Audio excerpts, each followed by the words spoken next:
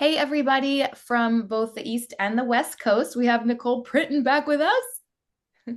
Hey, thank you so much for having me again. I'm Yes. thrilled. Yes, this officially makes you our, you know, most prominent reoccurring guest. So, in fact, I had mentioned this when I did a podcast about the new year, but I really haven't gone back and shared with the community that this is an exciting new segment that Nicole and I are bringing to you called Nutrition Bite. So, the episodes Nicole and I did, the last, what did we did? We talked about sleep and cognition and all kinds of Gut health. I think we started with gut health was gut my health. maybe my Oh, what the poo? What the poo? yeah. I Yes. think one of What the them was poo. what the poo. So there was like quite an interest from all of you on this topic. And so while of course Nicole teaches group exercise, the topic of nutrition is slightly slightly off of the group fitness like main theme of the show. So we decided to make it its own little segment. I guess we're going to call it a segment of Confessions of a Group X Instructor called Nutrition Bite, where we focus on something nutrition related. But of course, that does obliquely relate to group exercise because I think it's, I think we can say that fitness professionals care about their nutrition and health. So I think you guys are a prime audience for deviating every once in a while into the realm of nutrition. And Nicole is the person I want to do that with because we really see eye to eye on all things Western medicine and gut health and functional medicine and food is medicine and all that stuff. And she's kind of the expert in my life and the person I go to most whenever I have questions or just want to nerd out because I learned something new. So I'm really excited. Yay. I'm so excited. Very excited to do this. I think I'm going to also mention at this point that there's going to be another segment in 2025 called Off Topic. And off topic is going to be wildly off topic. So it's going to just be solo episodes that I do that might be about something like they're personal. They're going to be personal about me. So those of you who are listening that might be interested in the inner workings of my brain or things that happen in my personal life, the off topic episodes, like why did I get a bodysuit tattoo? Or what am I going to do now that the breeder, Fig's breeder, wants him to be the stud on at the Whippet farm? Like, what am I going to do? I don't know how to make that decision. So those are kind of going to be off topic, sort of bonus episodes. This does not mean you're going to get less of your normal Confessions of a Group X Instructor podcast. So um, speaking of Group X, I do want to tell you all and Nicole a story. Okay. Ready, Nicole? Oh, Ready? great. I can't wait. Just a cute story that happened this week in class. I was going to teach my cycle class, and this class is always full. It has, like people sign up for it in advance. There's only 17 bikes, and there's a wait list of 10 people, and actually both are usually full, the class and the wait list. And so sometimes I go into the room. I'm always 15 minutes early at least because you know how we are. If you're not early, you're late, right? If you're not Yes. early, you're late. If you're not 15 minutes early, you're late. Yeah. Yeah. Or if you're not earlier, yeah, I don't know. Something like that. So sometimes there's people in the room like rando members using the bikes, and it's that's their prerogative and they're allowed to do that at this facility. And they're not at the other facility that I was teaching cycle at, but they are allowed to be in there. But they're also like, I need them to get on, get out, go, because the people that are coming might want the bike they're on, and it looks like they're staying for class. So, anyways, just this kind of thing that's been happening where I'm kind of like in a position where I kind of need to ask these rando members to leave. So there was this guy sitting dead center, smack dab middle of the front row. So like really like nose to nose with my bike. And He's kind of this like big kid, cornrows, kind of cool looking. He's like wearing a jersey. He seemed like a cool kid. And he had headphones in. And so I know, okay, cycle instructors listening, how many times this has happened to you where someone in your class is wearing headphones? It's not okay. So it's not okay. I've had it happen enough times, Nicole, that I knew I needed to address it. Like, I don't let someone stay in my class with headphones in. I'd never met this kid. It's always someone I've never met that tries to do that, because, people that know me would know that that's rude. And, they can't, what's the point? So I was like, oh, I see headphones. I'm watching the clock and it's getting closer and closer to the start time. And every minute that ticks by, I'm like, is a minute closer to me having to address it and be like, get out or take your headphones out. So, oh, I think I'd already said, are you staying for class? Like, are you on my roster? Because I have to check people in too. And he's like, no. So I'm like, So okay. he should also know, just as a fellow human, that it is rude. Thank you. How come people don't have that kind of EQ? Spoiler, this kid ended up being adorable and I love him. But that's the spoiler. Sorry, I'll get there. At first, I don't know that I'm going to love him and that he was adorable and he was so cute. But right now, I'm just like, you're taking a bike that a member wants, you're wearing headphones. Like you just said, as a fellow human being, you should know this is considered rude. So finally, it's like really time for me to address the situation.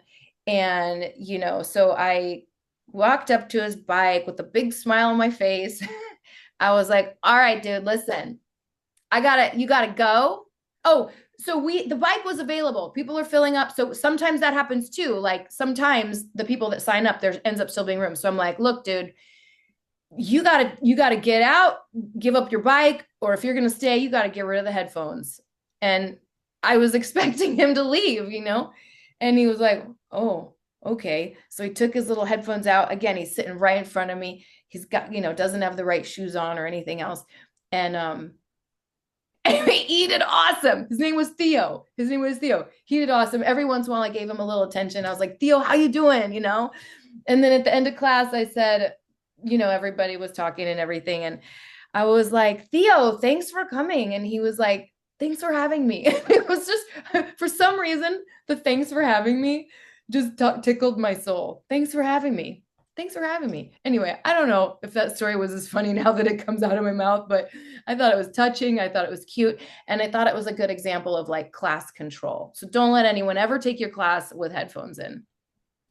It's rude, and it's also not safe. Like, you could be cueing form and technique or anything like that. So Theo, thanks. Quote of the week. Thanks for having me.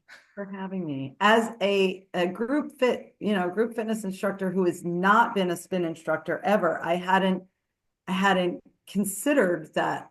I never knew that people do that. But now that you're saying it, I can think, like, not that I've seen anyone do it, but I could think why someone would do it. Like, they think they're on the bike, they're going to ride the bike. If the bike is available, what's the problem, even if a class is going on around you? And that's freaking rude. It's similar to somebody doing their own poses in a class, not caring what the instructor's doing, that's teaching a yoga class or teaching a yoga fusion class or anything like that. Like, go elsewhere and do your own thing, not here.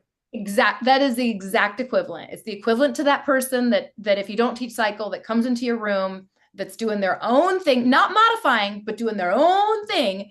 And it's rude. And yeah, so sometimes I have said, like, because I think I don't take it personally. They don't know me. They've never taken my class. So they're not, I don't think their intent is to be rude. I just think it's ignorance and naivety. So I think the mindset is probably like, I love my music. Like, the guy probably is like, I love my playlist. I want to be on these bikes. So sometimes I'm like, look, if you want your playlist, cool, go on a piece of equipment out there, because in here it's my playlist. Exactly. which is, as you know, a very good playlist. So he had fun. Oh my gosh, the best playlist in Uh-huh. America. Are you kidding? If you have never taken a Warrior Revolution class or any warrior class, by the way, Yeah. you don't know what you're missing. You are missing some good music, the best music you have ever heard. It's so true. I actually And it doesn't discovered matter what your taste in music is, actually. Like it's just amazing. It's kind of yeah, weird. it is actually uncanny how great our music is. And I can take some credit, a lot of credit for that, but also the better you are at having a great playlist, the smarter your tech is at providing song suggestions for you. So like at the end of my cycle playlist, no lie, all the songs recommended that they think I might like are just like fire. So I'll often like create this killer playlist and then all the recommended songs underneath it start going into the next. But also we have help from our community, like Diva does a lot of the song ideas for combat, for example, and the community will often send me song recommendations for rhythm and stuff. But it's true, and I didn't mean to plug. This is not some shameless plug. It is just, it's really true, and our music is insane. Each brand has a different feel to the feeling and the vibe of the playlist, and yet they are eclectic. So sometimes you're going to get some metal, sometimes you're going to get some classical techno. Like it's just all over the place.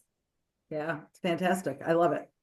So that was like a big major like cul-de-sac, but Nicole is here today to talk to us about mastering our metabolism. So I'm so excited. I definitely want to master my metabolism. And so talk to us about this topic and how ultimately it has to do with blood sugar. Okay, fantastic. Thank you so much. I'll get right into it. So most of you as group fitness instructors, you probably are aware of what blood sugar is. Blood sugar or glucose is the type of sugar that circulates in your bloodstream that it's the primary source of energy for our body cells, fueling everything from brain function to your daily activity, physical activity, and maintaining blood sugar balance throughout the day is critical. In fact, it's probably the body's maybe third top priority. Like I would say digestion is priority number one. Sleep is probably priority number two, but blood sugar is a close second to sleep. Blood sugar balance. So the body does everything. You may have heard of the term homeostasis. It does everything it can do to bring the blood sugar and the body back into homeostasis. So if other things are going to go awry as a result of the blood sugar becoming imbalanced, that doesn't matter to the body, that other things go awry. When I say the body has these priorities. Yeah, go ahead. That You can. remind Yeah, it reminds me of like I just think the body is such an amazing machine, and it reminds me of learning that when I was pregnant and exercising, for example, if the the baby was not going to be deprived. So if like my calcium was low or something, it was going to hit my calcium, not the baby's. Or if I'm trying to think of some other examples. Even if I'm getting overheated while exercising, the body does all these incredible things to keep the fetus safe. So Mhm. Yep, that's an excellent point that how even when it comes to just being pregnant, like the body as far as being, evolutionary creatures, um, it kind of makes sure that the environment is right for a pregnancy to take hold, number one, and yeah. to progress. And so that's why the mom is kind of like secondary in the growth of that baby. So that's why we would lose calcium. Calcium would be drawn from our bones as a result of if the baby needs it, if the baby's actually the priority. But that's why when people aren't of optimal health, there's many reasons why people have problems getting pregnant. But if you're not of optimal health, that's one reason because it's just not a safe environment to grow a baby. And that's in the body's infinite wisdom. It's really amazing. So imbalances in blood sugar like if you're kind of wondering like, well, how would I know? Like you're not going to necessarily know unless you had a blood test from your doctor, for most cases, if your blood sugar is imbalanced. So some like symptoms, fatigue, irritability. I mean, over time, you would have serious health issues, because blood sugar balance is, again, like I was saying, if other things in the body need to go awry in order to balance your blood sugar, then so be it. The body's like, we'll deal with that later on because this person can't function if their blood sugar isn't balanced. So you may have heard like cortisol causes your blood sugar to be high, or your insulin levels like causes fat storage, like cortisol gets a bad rap. Well, one of the reasons the body will call upon cortisol in times of stress is because it's requiring more energy, like that stressful period of time. And the body has maintained this blood sugar balance, but oh, well, now we're stressed. So now we need more energy. And so cortisol is kind of a backup. It does the same thing as insulin. In the presence of insulin, in stressful situations, cortisol is going to raise your blood sugar, which means raising your blood sugar, just in simple terms, means getting energy out of the cell so that you can use it. Mm-hmm. If it's in the cell, it's not going to help your bloodstream if you had to run from a hungry bear or anything like that, right? It's like you need that energy, and so it's going to come out of the cell. Cortisol in times of stress will help the sugar come out of the cell. But what causes, go ahead, you're going to ask me a No, question you're maybe. just making me realize that I've forgotten so much about this, like how, like on a fundamental, like really simple level, I've forgotten so much of this. So the blood, our blood sugar, we get energy from the glucose, the glycogen Yes. in Mm-hmm. our in that's in our blood, like, and if we deplete that, like in a workout, like isn't it in our blood, but isn't it also in the muscle as That's well, an and excellent the liver point. or something? Yeah. Okay, I Yeah. remember, that's all I That's remember. no, Okay. that's fantastic. So actually you're hitting really on why people who exercise actually have better insulin sensitivity. It's not really about caloric expenditure. That comes into play. But the reason that we as group fitness instructors and fit people in general, people who exercise regularly, have a balanced blood sugar almost all of the time. They don't deal as much with a blood sugar spike. This is very general. Everybody's very unique.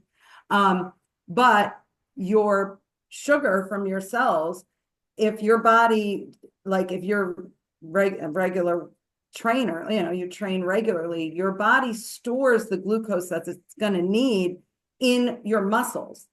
It doesn't put extra glucose in your fat cells. That's what'll happen if you're not using your energy. If your body knows, so like today, let's say Ellen taught combat earlier, she depleted her glycogen stores when she taught combat, or went through a lot of them because her body knew what she was going to be doing.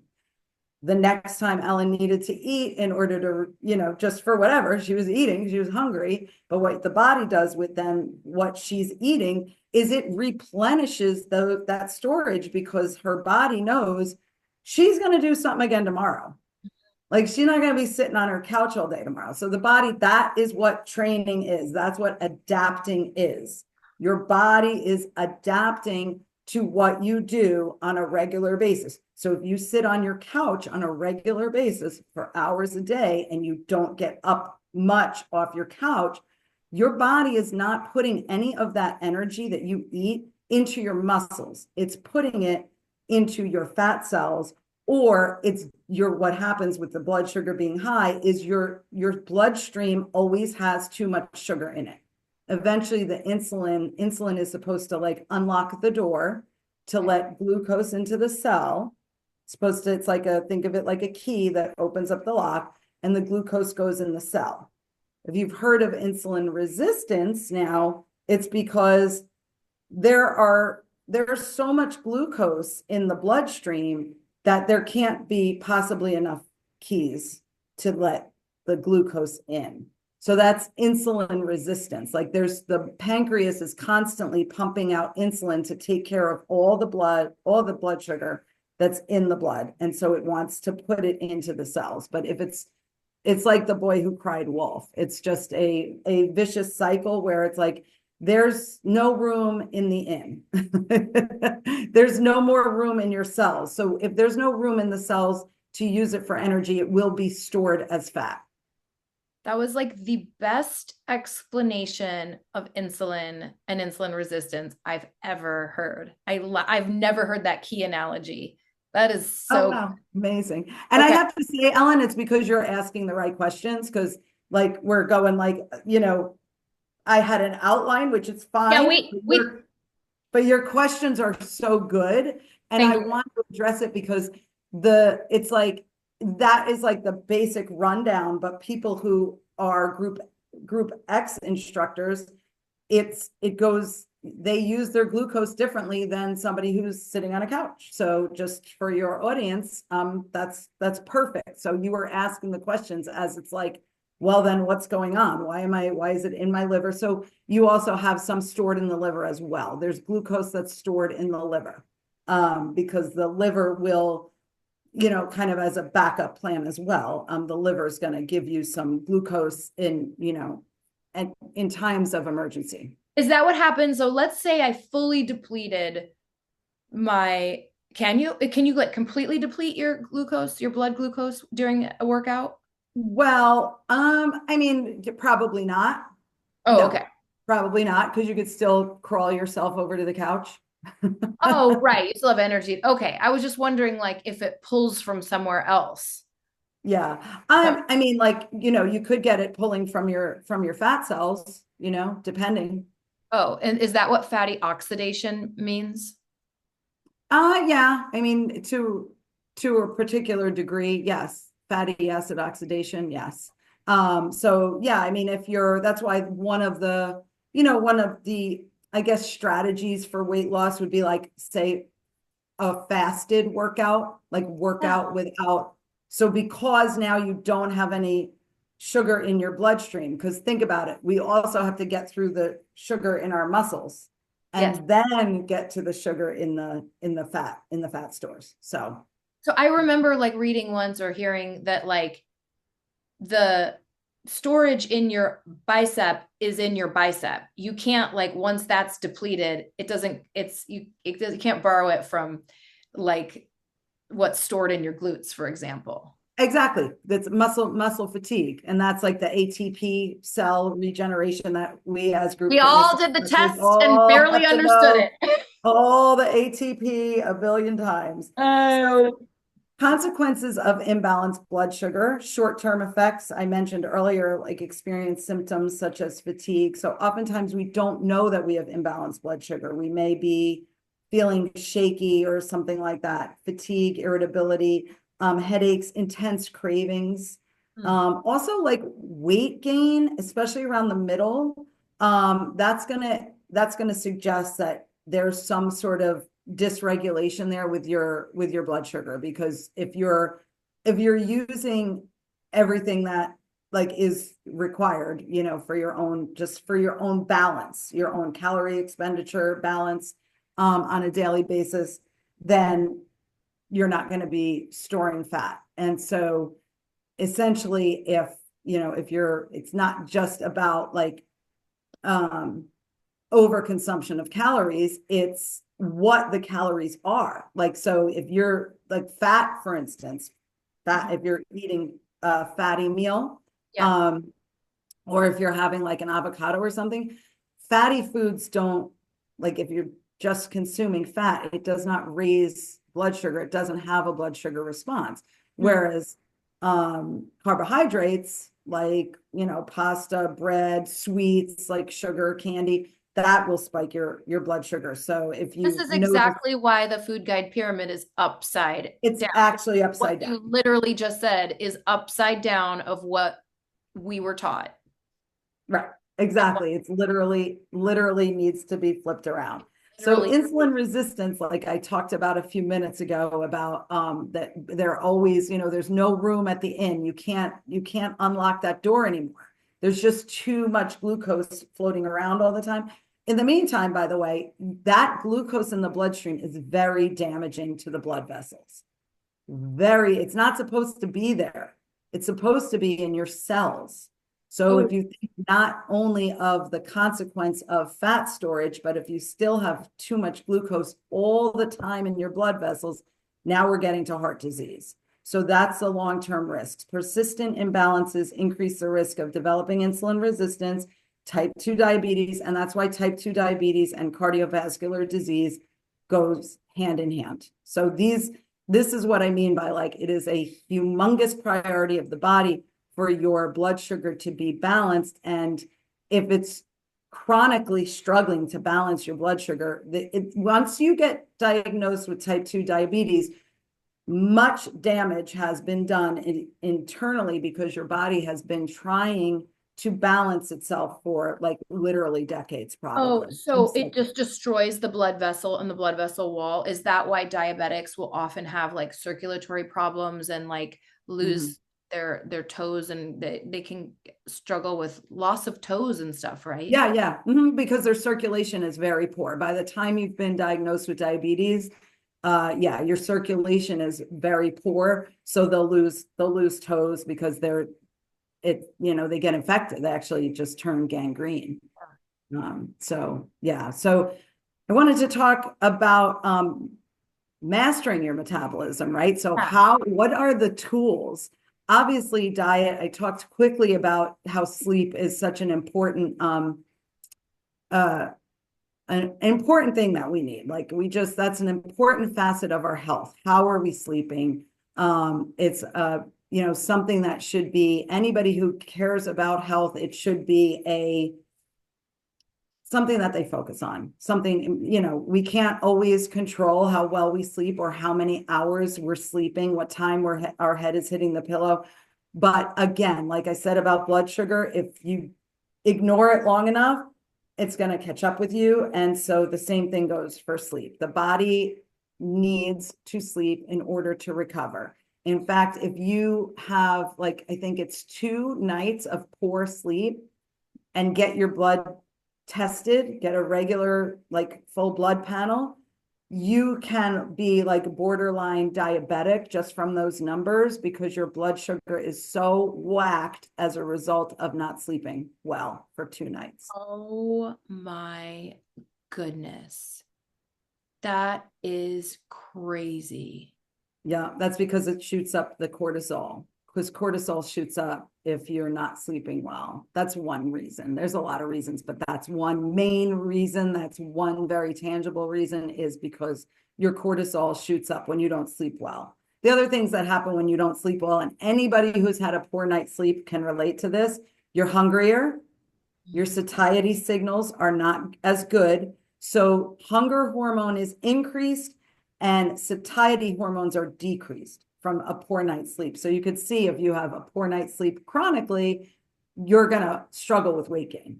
And then you're also going to struggle with blood sugar management. So there's a really good tool that, if people are concerned about their blood sugar balance, or if you have a feeling that, like, if you've been trying to lose weight and you're having trouble and you're like, well, I'm exercising, I'm doing all the things, I am sleeping, there's a fun little tool that we could have in our toolbox, which is called a continuous glucose monitor. Many of you may have heard of a continuous glucose monitor. It's a small wearable device that tracks your glucose levels in real time throughout the day and the night.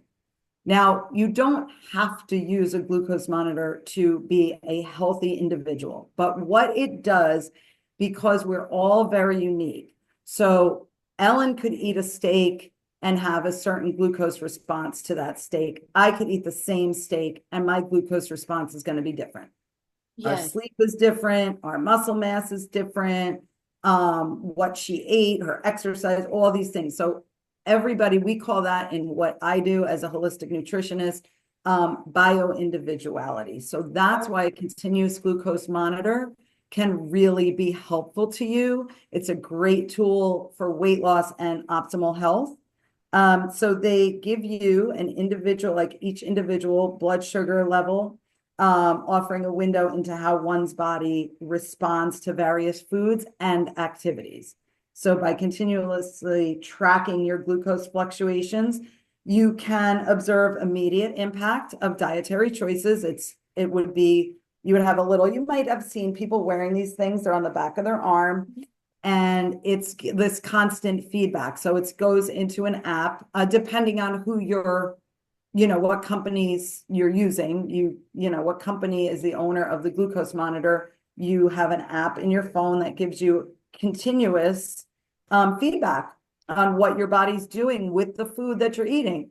Oh, what did I eat when my blood sugar went all the way up to here? And then another really important like little bit of information is how long does it take that blood sugar to go back down? If we were talking about insulin sensitivity, when your body is sensitive to insulin, that spike is going to come down pretty quickly after you eat, because your body has a good recognition of that insulin being opening up the keys, opening up the doors for the glucose to go in. And again, it comes back to training.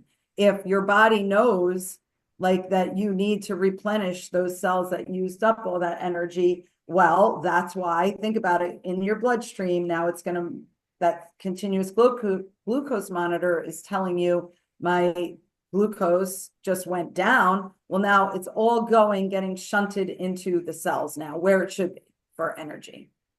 So that's how the continuous glucose monitor works, but it's very individual. I have questions. Yeah. Is it expensive to get one? Yes. It's not break the bank expensive. In my opinion, the way I use it in my practice, so it's $100 for 2 weeks of use. I might have that wrong. It might be $200 for 2 weeks of use.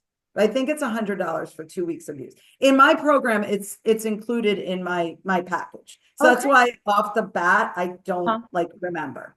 But let's just say it's 100 because I think that's what it is. Now, 100 for 2 weeks, that's like a lot of money. But then you're just done. Oh, so it's not like you live with it forever and ever. It's like you use it for a couple weeks or a certain period of time, and then you're like, okay, I can't eat oranges because of what it like.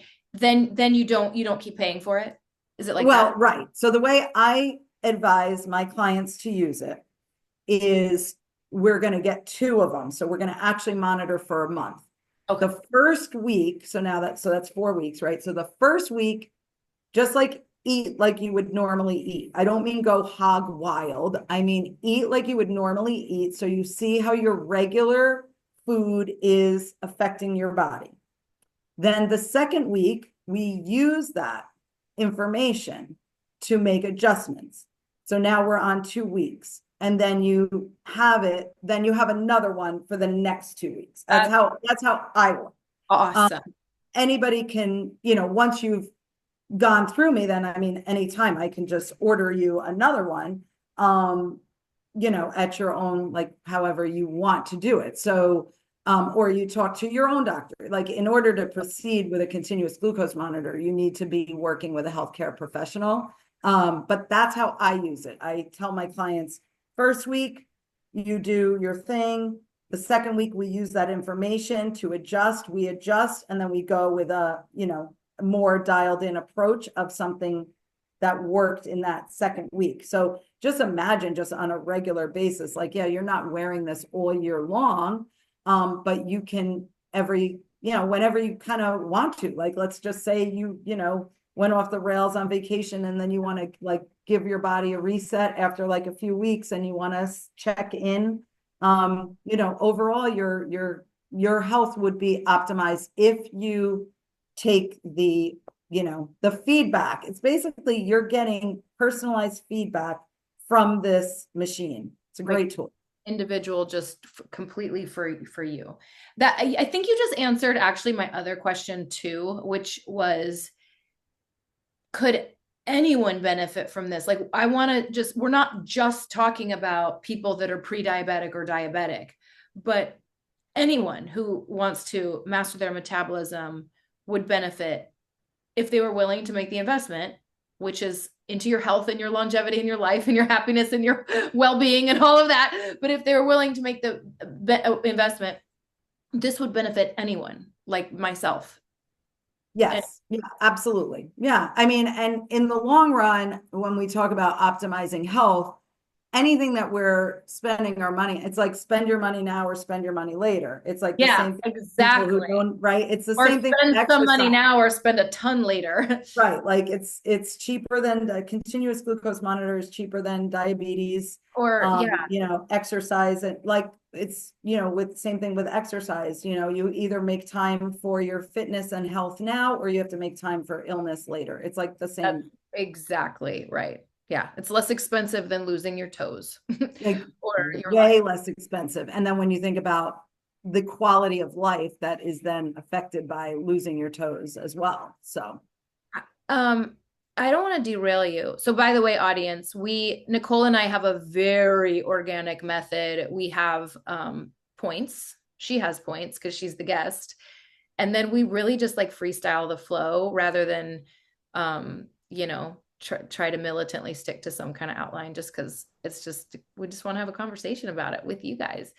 And I Um, love the questions that Ellen asked, because that was really more applicable to your audience, like the group fitness kind of thing. And then they can pass this information along about like, how when that's just part of training.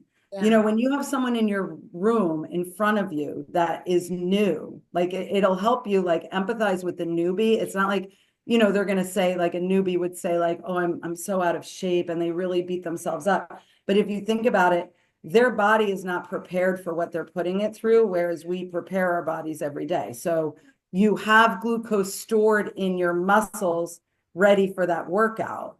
But the Right. person who's never done that workout before does not have the glucose stored and ready to go. Their body didn't know what they were about to do. Right. Oh, that's so applicable. It is interesting. I see a lot of that in cycle, maybe because it's like high intensity but large muscle groups, where, and I've been teaching it for 25 years, and I'll see a new person come in and 15 minutes into class, and there's no gas in the tank. So I've learned ways to like kind of manage their expectations and caution them, like budget your energy expenditure slowly. uh and also, if you only want to stay for 20 or 30 minutes, that's great. So because I've seen it happen over and over again with a new exerciser, they just tank, they bonk. Yeah, because everybody's got the energy when they first enter the room, and they really have no idea what's going to happen 10, um, 15 minutes in. And it's like, yeah.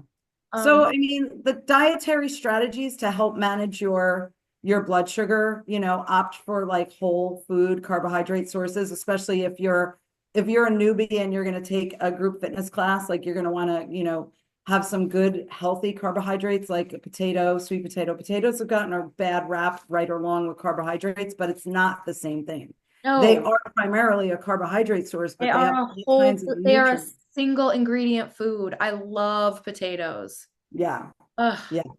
So, potatoes, sweet potatoes, instead of processed carbs like bread and pastas, that's going to spike your blood sugar, and then it's going to come crashing on down, and you're not going to have the energy that you need. Include a source of protein and healthy fat in each meal to slow digestion and your glucose release. So that's where also fiber is going to come in. Fiber slows down digestion, and it slows a blood sugar spike as well. Fiber. Um, Fiber Fiber, does. which is Yep. also in the skin of your potatoes. Okay. Exactly. Exactly. Yep. And your apples as well. Yeah. So yeah, so fiber slows down digestion, and it will slow down blood sugar spike as well. Anything that slows digestion, like digesting fat, slows down digestion, just because it takes a long time to digest. So that's also going to slow your blood sugar spike. So if you're trying to lose weight and you're struggling, but you really don't want to skimp out on your fruit because fruit's so good for you, pair it with a healthy fat. Like that will slow things down. So that your blood sugar doesn't spike, because the blood sugar spiking is a clue for fat storage. So you So, want to. so say that again. Sorry, because I might have talked on top of you. Pairing a fruit with a fat will help Mhm. down. So, what would be an example of a fruit and a fat? Like nut butter Peanut with butter and an apple.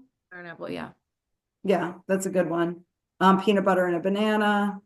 Mm. Even blueberries in a like full fat yogurt. I also add like protein powder and chia seeds. And so you get like all this good protein. You don't want to do that too close to your workout. You want to do that after your workout.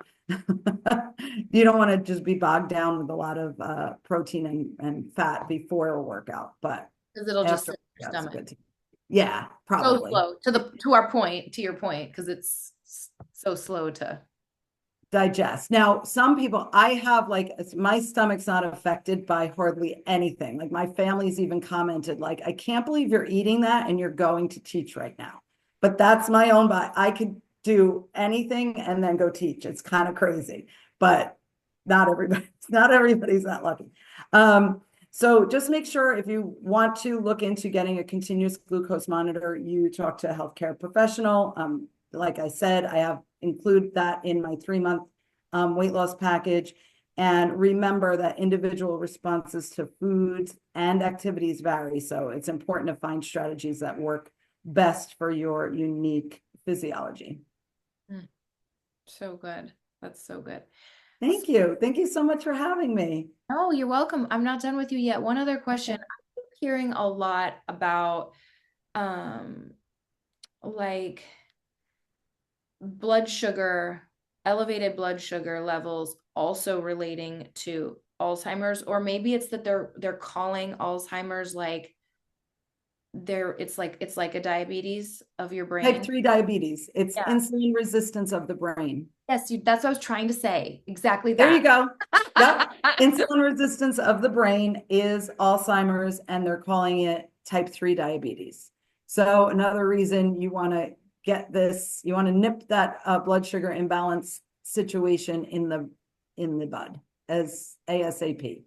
So you have a 3-month weight loss package and it Mhm. includes this type of service. Yes. And then do you meet with your clients over Zoom weekly, or how does that, I how does, do. I meet with my clients every other week. We always start with like a free 30 to 45-minute phone call just to kind of see what it is they need. Because I offer different packages. So based on that, we go from there. So that's like a free call. And then we go to a initial consultation, which is a separate like 90-minute session.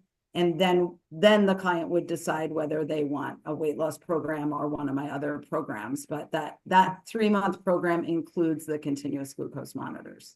well, I'll put this information in the show notes, but will you remind everyone in case they missed other episodes that you've been on, how can they contact you, follow you? Like, what's your Instagram? Tell us about the Facebook group. I love your Facebook group. Oh my gosh. And a Facebook group is part of my confession. So we'll get to that. Oh, okay. I know, So I'm wait, so excited. so give us all the ways they could contact you. And then I want to hear your confession, which I don't know what it is, so I'm excited. Okay, so well, for my Facebook group, Ellen can put that link into the show notes. It's Nicole's Nutrition and Wellness Solutions. You can find Nicole Printon on Instagram and Facebook. That's my handle both places. My website is NicolePrinton.com. And if you were interested in a package and you mentioned Ellen's podcast, when you reach out to me, I'll give you 20% off any of my packages. So Awesome. a nice little special for Ellen's audience. Yay. Well, they're our audience now. Yeah. Thank Um, you. at least periodically. Okay, so what is your confession? What do Oh you my God, I'm so excited because Ellen and I spoke earlier and I was like, I can't think of anything. Oh my God, I was stressed over it. And then I realized something that happened this week. It's so dumb.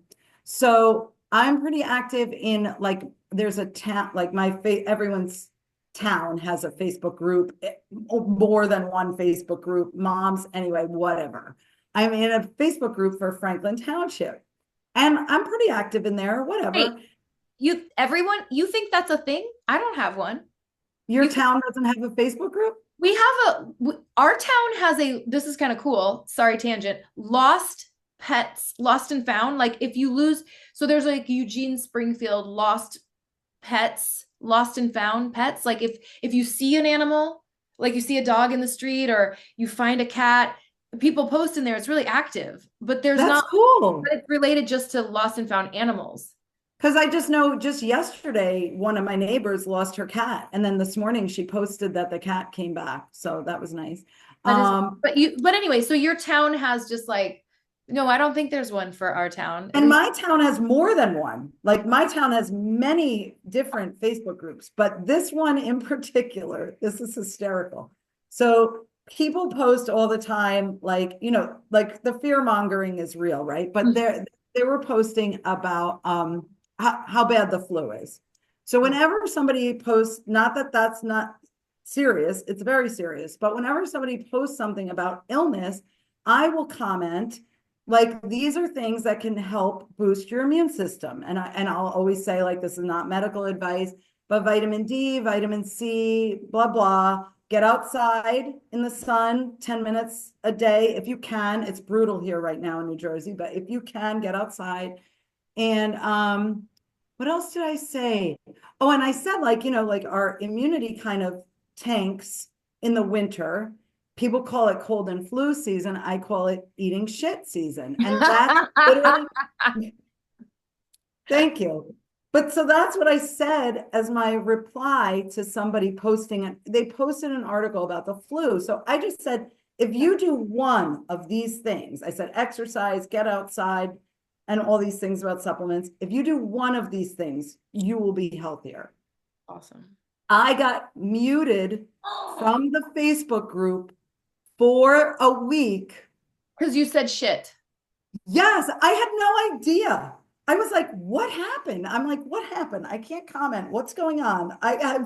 What's going on? Oh, And so then I saw in the group, like, if you've been muted, which probably not many people have been muted from a Facebook group, but you'll see on when you're on the page, it said the admin has muted you or whatever. what?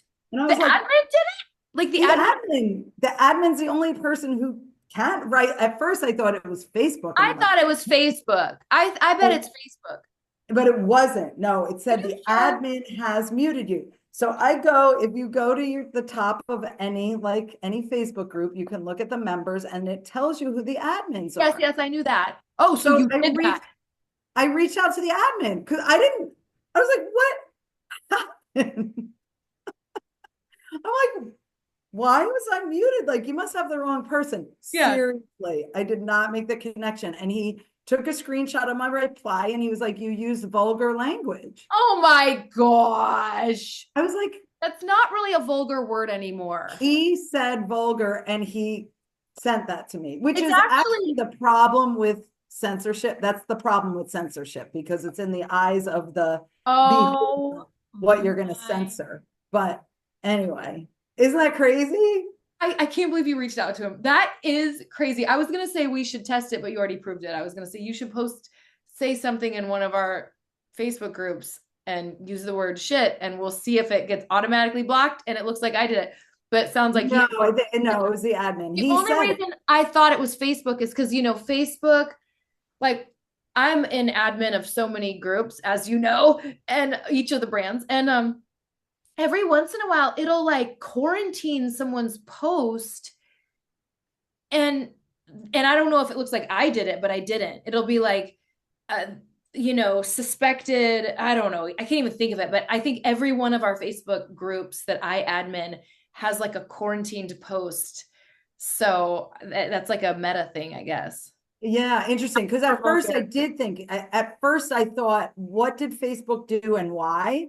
And I was thinking because there were times during COVID that vitamin D wasn't able to be spoken of. Oh So yeah. it was automatically like what's the word? It's not blocked, but it was like shown. Oh, black shadow band. Shadow banned. That's it.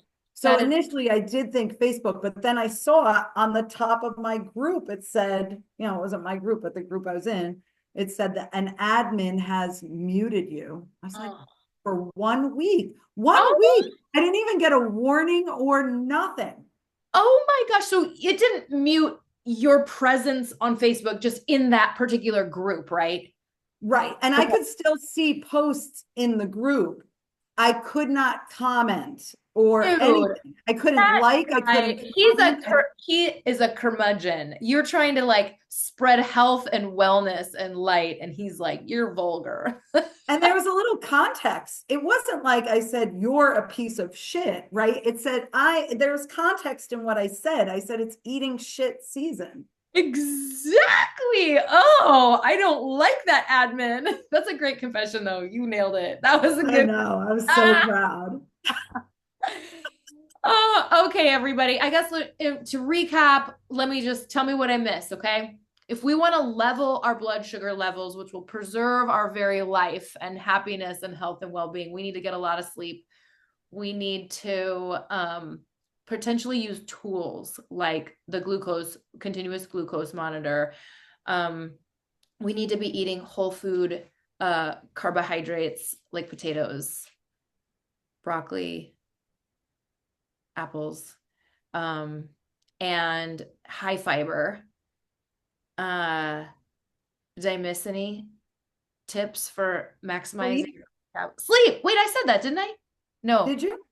I Sleep and, manage stress because of the cortisol levels, but I didn't really talk yes, about it. So yes, sleep and managing cortisol levels.